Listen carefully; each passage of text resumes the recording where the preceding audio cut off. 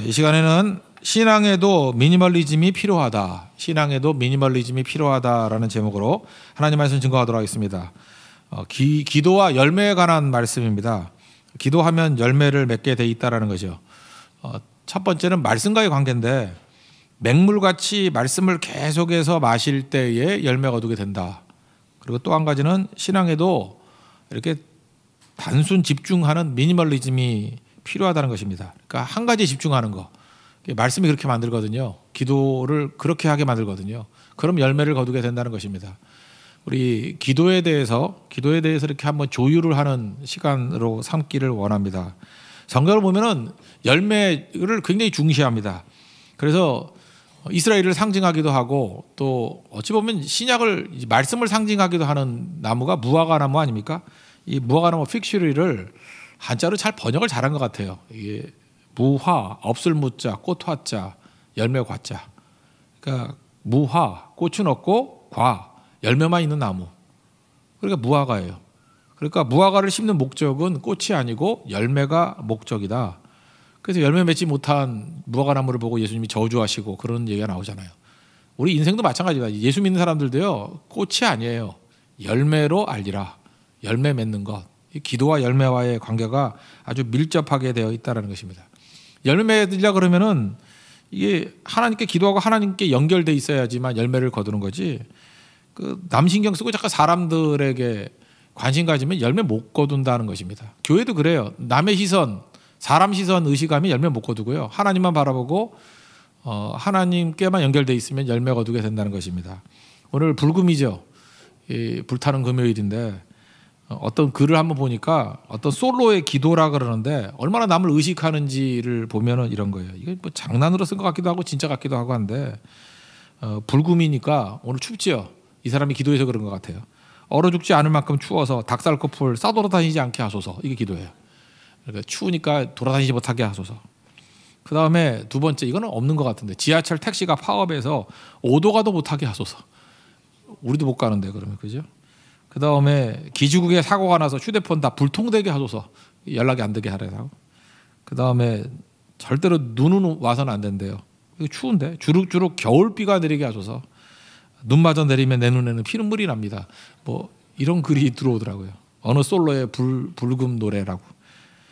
뭐 장난으로 쓴 것 같이 보이는데 이걸 통해서 우리가 이 시대를 알 수 있죠. 시대의 많은 사람들의 심정이 남 신경 엄청 써요. 그리고 남 안 되기를 원하고. 이러니까 건강함이 없겠죠. 이런 사람 열매 못 거둔다는 것입니다. 신앙생활을 해도 이렇게 신앙생활하는 사람이 있어요. 맨날 남 쳐다보는 거예요. 남 안 되기를 원하고 왜 저 사람은 형통한데 왜 나는 아닌가 비교하고. 이 비교라는 게 남 쳐다보는 거 아니에요? 기도의 목적이 하나님 들으라고 하는 거 아니에요? 하나님과 내가 연결되는 거 아닙니까? 하나님과 연결돼야만 열매 거둔다니까요. 지금 포도나무에 가지가 붙어 있다는 게 뭐예요? 예수님께 붙어 있어야만 열매 맺는다는 거 아니에요? 기도는 그겁니다. 예수님께 붙어 있는 게 기도예요.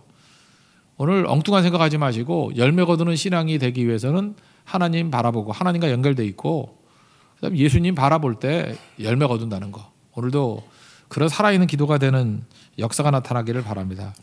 두 가지로 살피겠는데 첫째는 열매 맺으려고 그러면 말씀과의 연관성인데 말씀을 비유하면 맹물 같다라는 거예요. 이 밍밍해 보이는 말씀, 이 맹물 같은 말씀을 계속 마실 때에 기도가 되고요. 그럴 때 열매 맺는 인생을 살게 된다는 것입니다. 여기 거하라라는 단어가 나오는데 이 뜻이 집에 머무르다 그런 뜻이에요. 집에 머무르다. 그러니까 집에 머무른다는 게 뭐죠? 말씀이 있는데 말씀이 집에 머물러야 돼요. 말씀이라는 집에 머물러야지 되는 거지. 호텔같이 12시에 체크아웃하는 그렇게 되면 안 된다는 거예요. 너 말씀이 어딨니? 그러면 조금 전에 있었는데 체크아웃했어. 그러면 안 된다는 거예요. 계속 집 안에 머물러 있어야 된다는 거예요. 똑같은 것도 그렇죠. 어떤 아이디어도 어떤 사람은 메모를 하는 사람이 있어요. 메모를 하는 사람은 네 아이디어가 어디 있어? 그러면 잊어버렸다가도 내 메모장에 있어. 그럼 메모장이라는 집에 있는 거죠. 그거는 열매를 거두죠. 근데 기억 속에 있다 그러는데 아무리 명확한 기억도 시간 지나면 다 사라져 버리잖아요. 없어져 버리죠. 그래서 그런 얘기가 있잖아요. 흐릿한 잉크가 명확한 기억보다 더 오래 간다고. 그러니까 메모장이라는 집에 아이디어가 있어야지 열매를 거두는 것과 마찬가지로 하나님 말씀도 호텔에 머무르면 안 되고 말씀이라는 집에 머물러 있어야 된다는 거예요. 그러니까 여러분 마음속에 말씀의 집이 있습니까? 말씀이 머무르면 그 머무르는 말씀을 붙들고 기도하기 때문에 열매를 거두게 된다. 그런 뜻입니다. 7절을 보시면 너희가 내 안에 거하고 그 집, 말씀이라는 집 안에 거하고 내 말이 너희 안에 거하면 말씀이 너희 마음속에 있는 집에 거하면 원하는 대로 구하라. 그리하면 이루리라. 그러니까 기도를 하는데 어떤 기도냐? 내 마음속에 말씀이라는 집이 있거든요. 그 안에 꽉 차 있는 말씀을 붙들고 구할 때 하나님께 주신다. 그런 뜻이에요. 말씀의 집이 있는 것과 없는 것은 하늘과 땅 차이라는 것입니다. 근데 말씀이란 게 뭐냐 하면 뭐 흔히 들을 수 있는 것 같이 보이고 말씀은 당장 효과가 없잖아요. 그래서 맹물하고 비슷한 것 같습니다. 여러분 우리 건강해지기 위해서도 필요한 게 맹물이죠. 생수를 하루에 2리터 이상 마시라 그러잖아요. 제가 요즘에는 그 좀 따라하고 있는데 2리터 쉽지 않습니다. 500ml짜리 거 하여튼 아침에 무조건 깨자마자 1리터는 마셔야 2리터 마셔요.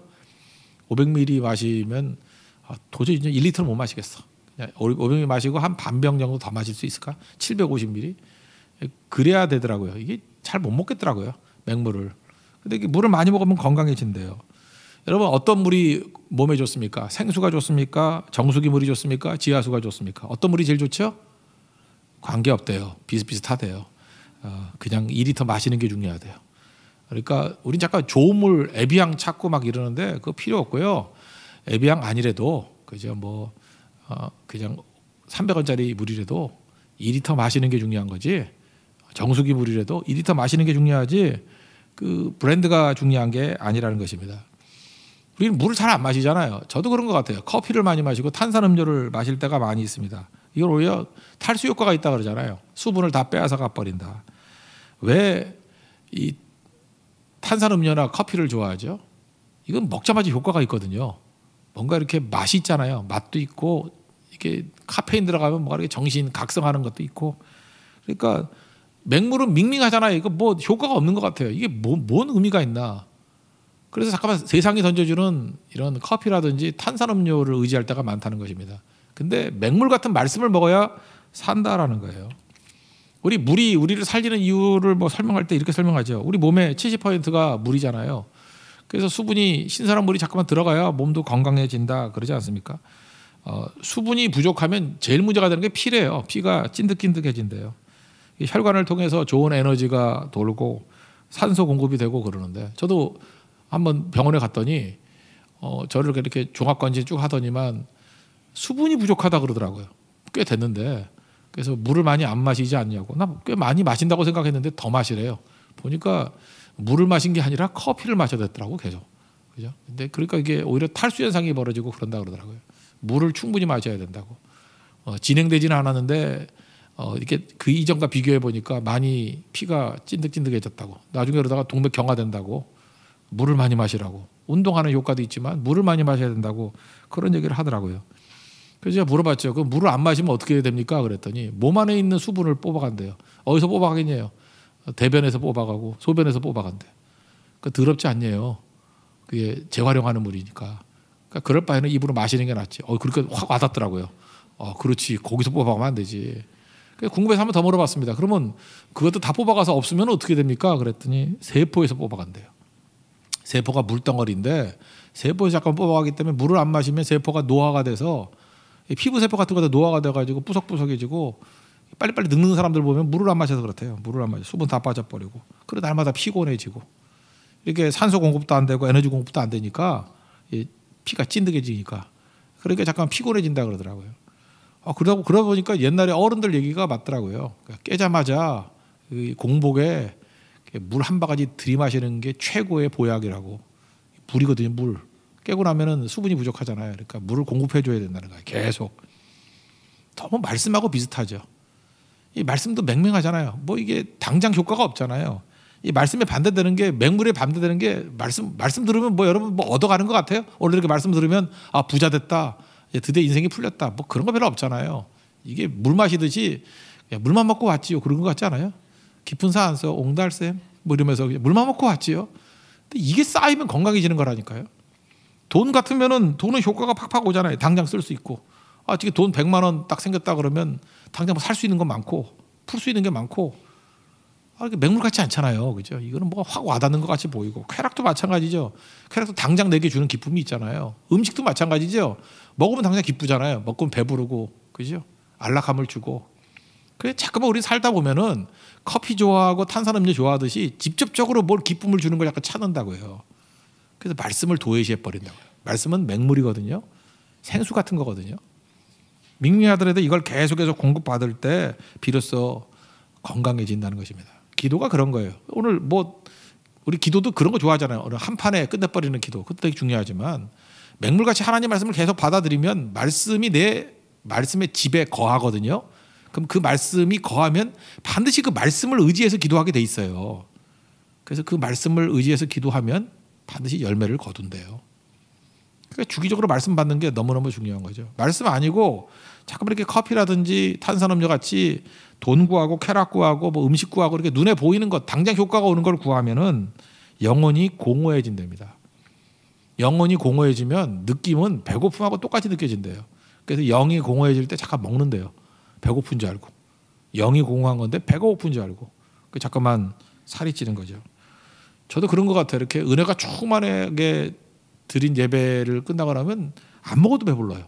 성교도 이렇게 잘 됐을 때 있잖아요. 막 하나님의 은혜가 넘치면 안 먹어도 배불러. 그 뭐 마지막 날 같은 코리안 파티 같은 거 하잖아요. 계속 그 주워 먹는 사람들이 있어.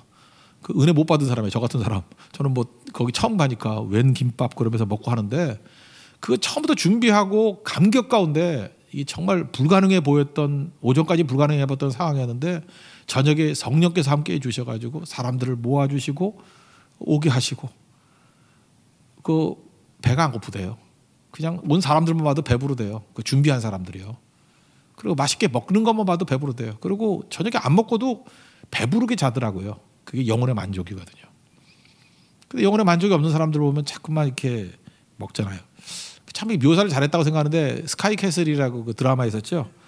거기 보면은 그 선생이잖아요. 그 가르치는 그 선생님 그 딸이 K라는 애가 있는데 우리 큰 딸하고 동갑이다. 29살이에요. 걔가 조미녀라고.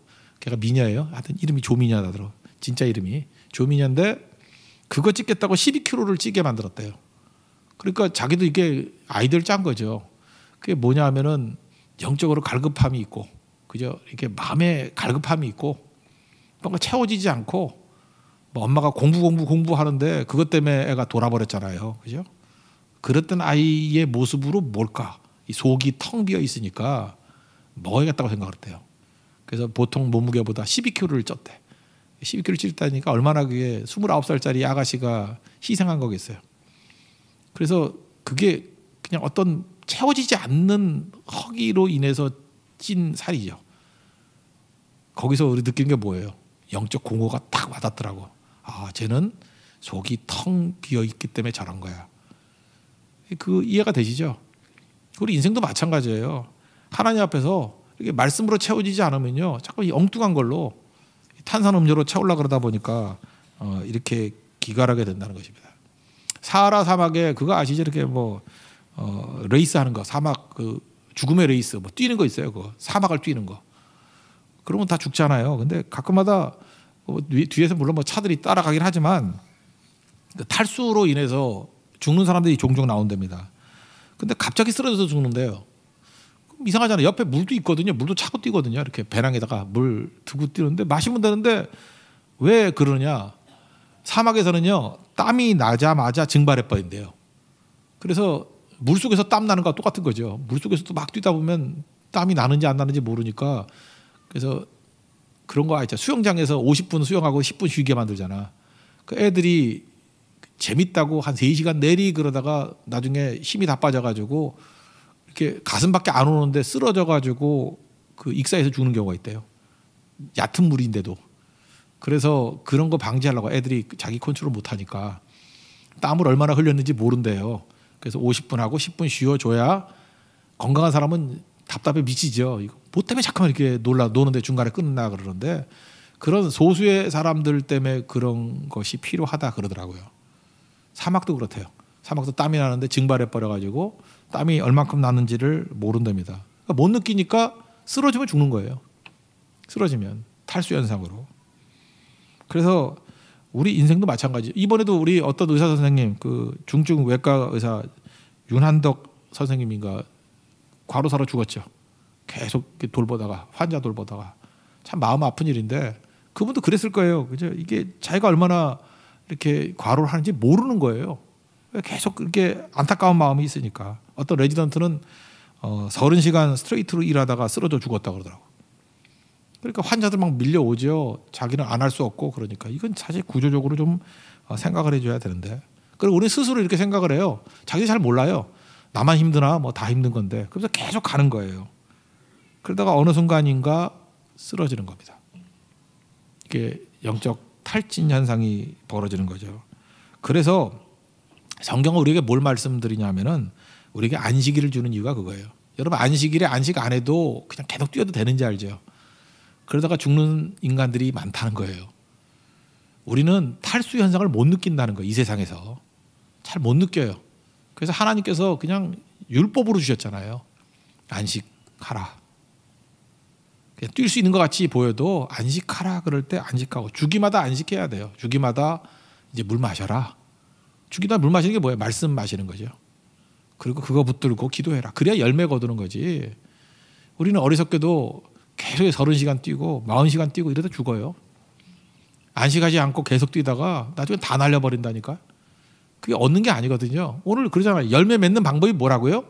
내 마음속에 말씀의 집을 두고 말씀이 채워지고 난 다음에 그 말씀이 맹물 같은 거거든요. 날마다 말씀 먹는 구조를 만들어서 그 말씀에서부터 나오는 기도가 있어야 열매 거두게 된다. 여러분 그래서 말씀 들어야 됩니다. 말씀 듣지 않고 기도만 한다고 되는 것도 아니에요. 말씀의 집에 말씀이 차 있고 기도할 때 열매 거두게 된다는 것입니다. 그래서 새벽 기도가 중요한 거죠. 새벽 기도는 날마다 아침마다 물 1리터씩 마시는 거와 똑같은 거예요. 하루를 말씀으로 시작하면요. 말씀의 집에 말씀이 채워지니까 열매 거두는 인생이 되는 거예요. 그거 갖고 기도하는 인생이 되고. 적어도 주일 중심의 인생을 사는 사람들은 탈진이 안 벌어져요. 계속 말씀의 공급을 받으니까. 그래서 여러분 예배 중심의 사람들 중에 나가 떨어지는 거 봤습니까?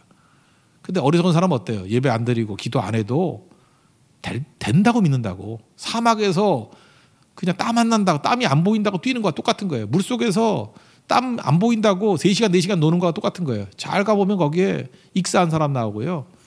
사막에서 탈진해서 쓰러져 타 죽은 사람 나와요. 인간이 그런 존재입니다. 그래서 느낌은 이미 늦은 거예요. 느끼기 전에 맹물같이 보이는 말씀을 계속 마셔야 된다는 거예요. 그게 열매 거두는 인생입니다. 지금도 여러분들 잊지 마십시오. 내가 느낌으로 몰라요. 하나님이 정기적으로 말씀은 생수입니다.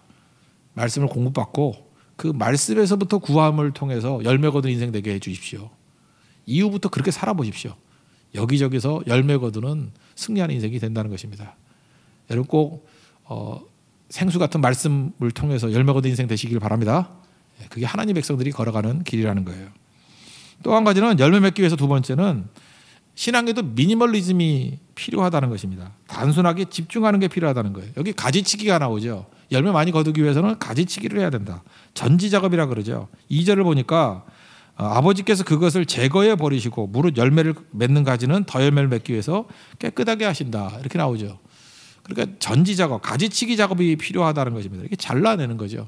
열매를 많이 거두기 위해서 가지를 추가한다 이렇게 얘기하지 않고 건강한 가지를 만든다 이렇게 얘기를 해요. 그러니까 건강함이 더 중요한 겁니다. 우리 인생도 마찬가지예요. 가지수 늘린다고 되는 게 아니고 하나님 말씀이 들어오면은 우리로 하여금 이렇게 집중하게 만들어요. 이게 건강한 것에 집중하게 만드는 게 있다는 것입니다. 근데 우리가 그걸 느끼나 우리는 가지가 다 똑같이 보이거든요. 그래서 하나님이 무자비해 보일 때도 있고 잔혹해 보일 때가 있어요. 하나님 내가 이렇게 많은 일 하려고 그러는데 왜 이 길을 막습니까? 잘라버리고. 사도행전 16장도 보세요. 사도 바울이 아시아라고 할 때 잘라버리고 비두니아로 가려고 그럴 때 예수 영이 잘라버리고 이 전지작업이거든요. 그리고 한 가지만 남겨두죠. 빌립보를 향해서 가는 유럽의 길. 왜? 그래야 열매 거둔다는 거예요. 실제로 보십시오. 하나님이 잘라버리고 이 길로 가 그랬을 때 열매 못 거두는 거 봤어요? 다 열매 거두죠. 똑같은 거 아니에요. 빌립 집사도 사도행전 8장에도 나오잖아요. 사마리아에서 막 부흥이 일어났어요. 그럼 거기서 막 해야 될 거 아니에요. 그 잘라버리고 어디로 가요? 사막으로 가서 에디오피아 내시를 만나게 만들고 그것 때문에 koptic 기독교가 생기잖아요. 이디오피아에. 그게 더 열매 많이 거두는 거죠. 한 사람 전도지만 훨씬 더 풍성한 열매를 거두는 거예요.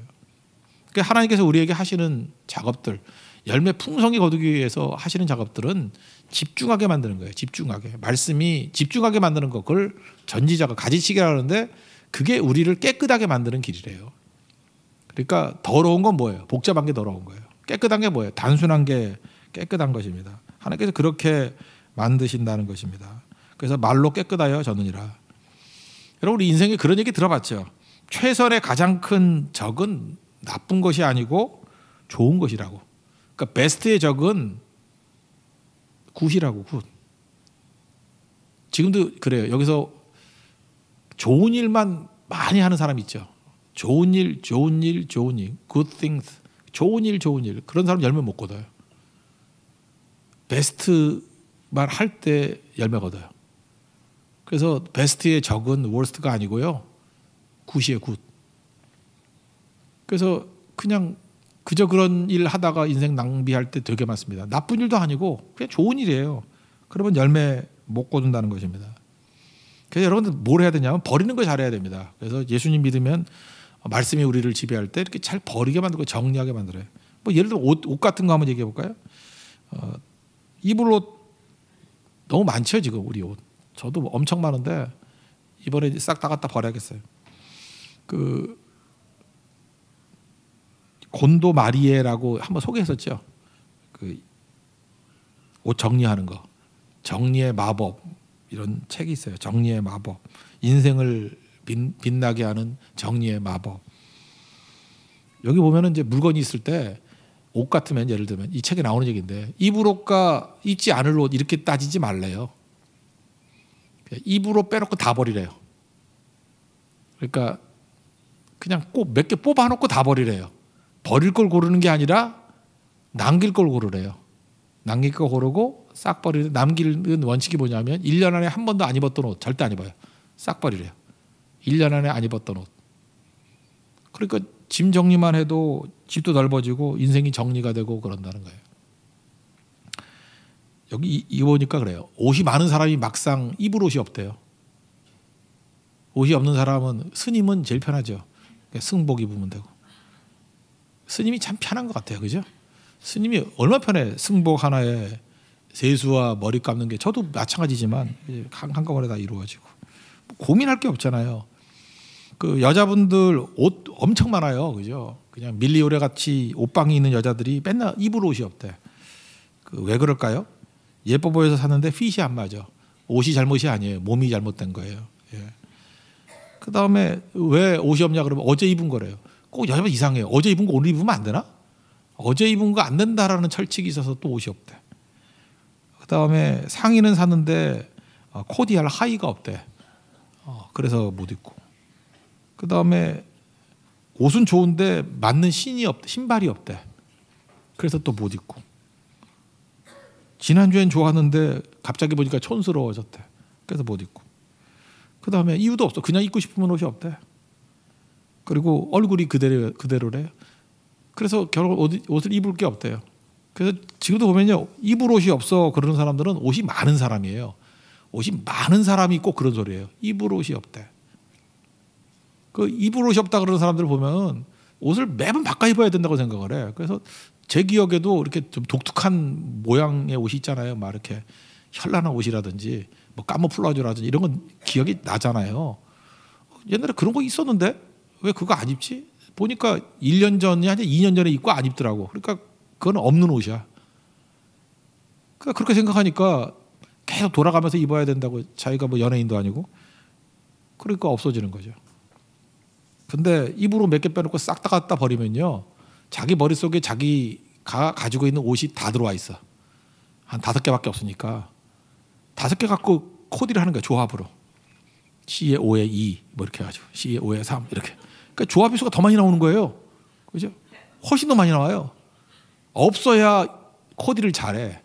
그래서 촌스러운 애들이 옷 많은 애들이 촌스러워요. 옷 많은 애들 봐요. 지금 여기 반주하는 애들부터 시작해. 옷 되게 많은 애들이 있거든요. 자기 딸은 멋진지 몰라도 되게 촌스러워요. 너무 많아서 촌스러운 거야. 너무 많아서.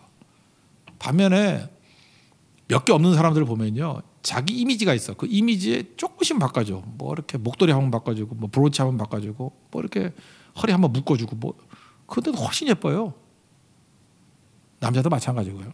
남자야 뭐 양복 입으니까 그렇게 많이 바꿀 필요가 없겠죠. 그거죠. 단순화시키는 거예요. 옷만 그렇겠습니까? 우리 인생의 많은 부분들이 다 그렇죠. 이렇게 단순화시키는 거. 말씀이 우리를 깨끗하게 만든다라는 것이 바로 그런 거라는 거예요. 인간관계도 마찬가지입니다. 미니멀리즘이 돼야 돼요. 인간관계도. 아까 얘기했던 그 곤도 마리에는 이렇게 얘기했어요. 남겨둬야 될 것과 버릴 것의 핵심이 뭐냐면 설레게 만들지 않는 것은 다 버리래요. 이렇게 물건을 딱 봤을 때, 옷을 볼 때 막 설레는 거예요. 설레. 설레. 그럼 남겨두고 아무 감동이 없어서 버리라는 거예요.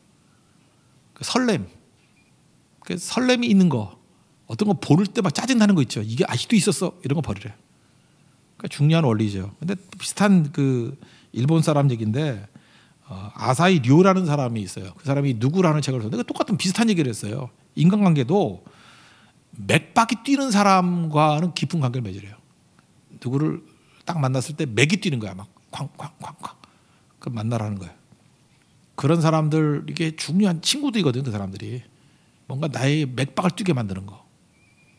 그리고 뭐 아무 느낌이 없거나 그럴 때 제일 한심한 게 뭐 페이스북 친구 1000명 이런 거 다 의미 없는 거거든요. 그거. 그건 친구도 아니에요. 그건.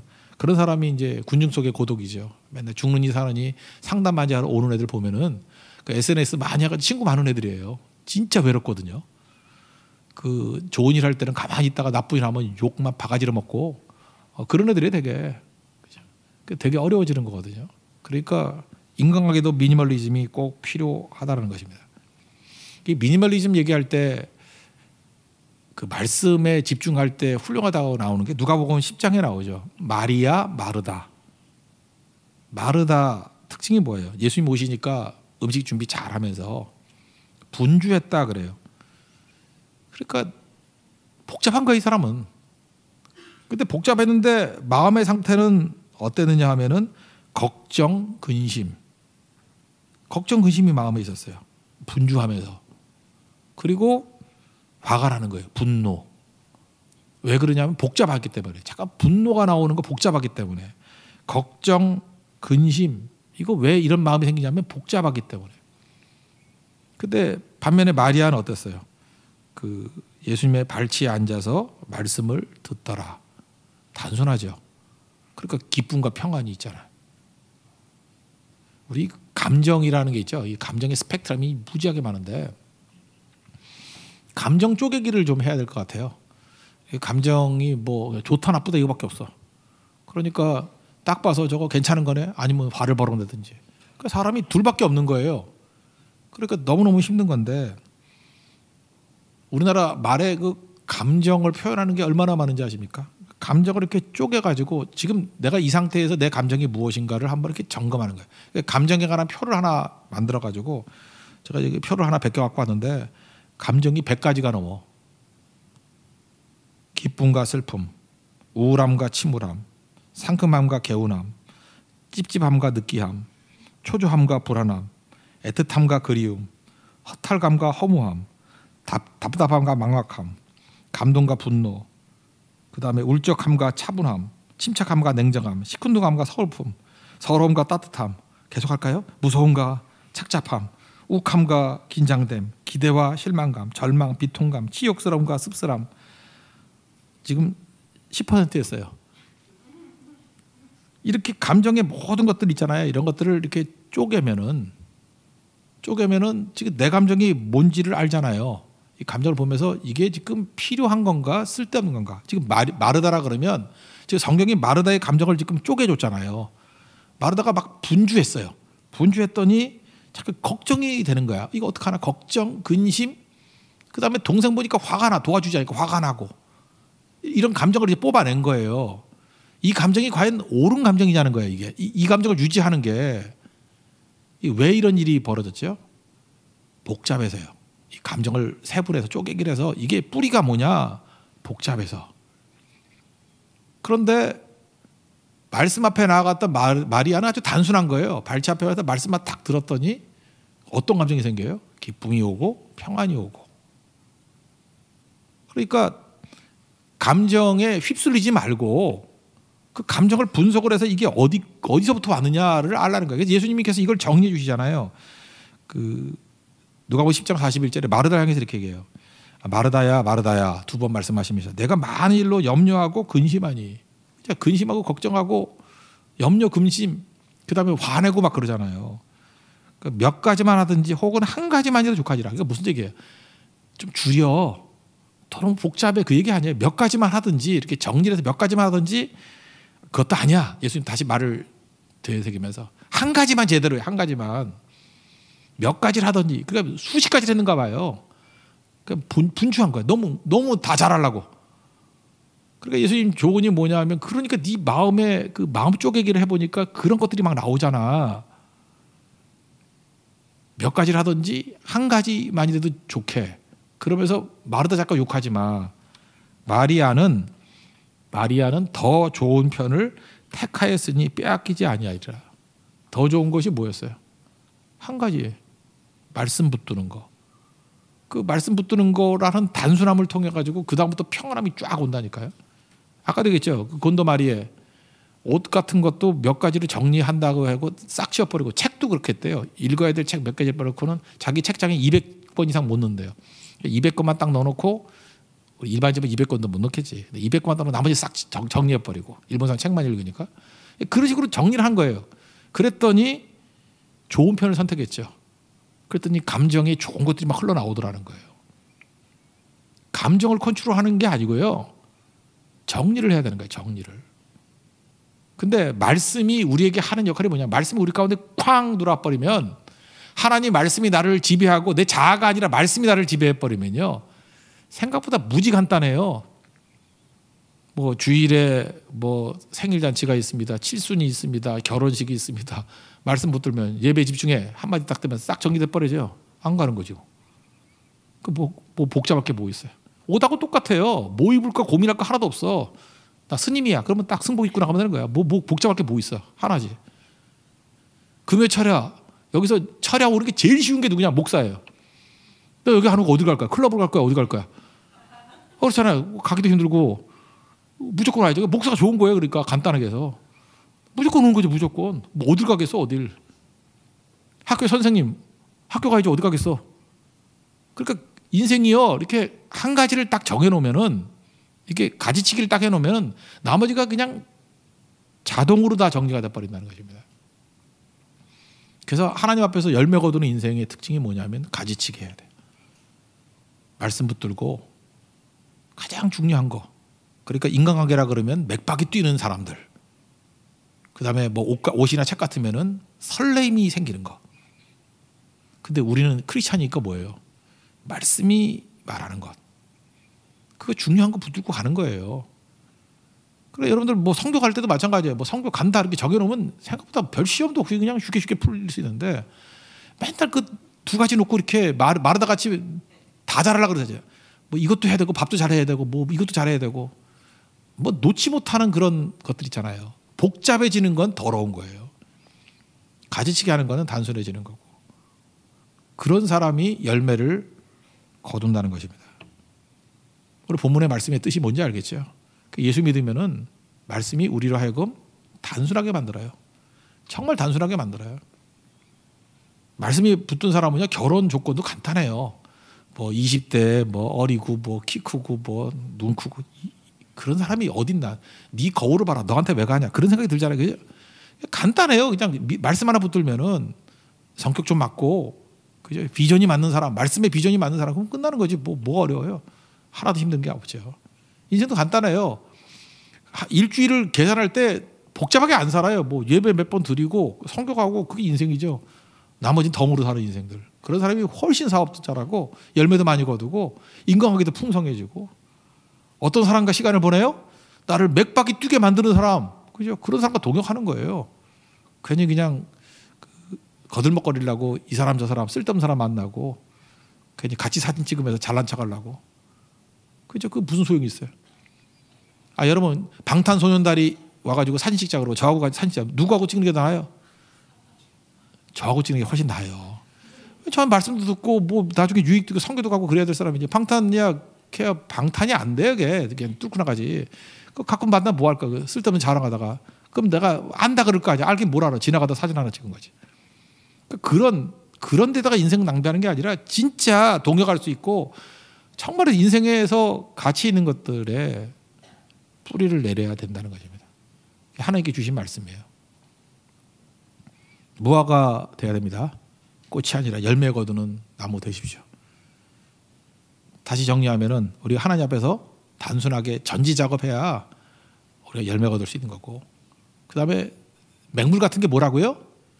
말씀의 집에 말씀이 들어와 있어야 그것을 구할 때 열매를 거둘 수 있는 거예요. 그래서 말씀이 열매 거두는 거고, 말씀을 놓고 기도할 때 열매 거두는 거고, 그 다음에 말씀이 우리를 하여금 이렇게 잘나게 만들어서 단순화시킬 때, 단순화된 그걸 놓고 기도할 때 그 열매 거두는 기도가 될 수 있다는 것입니다.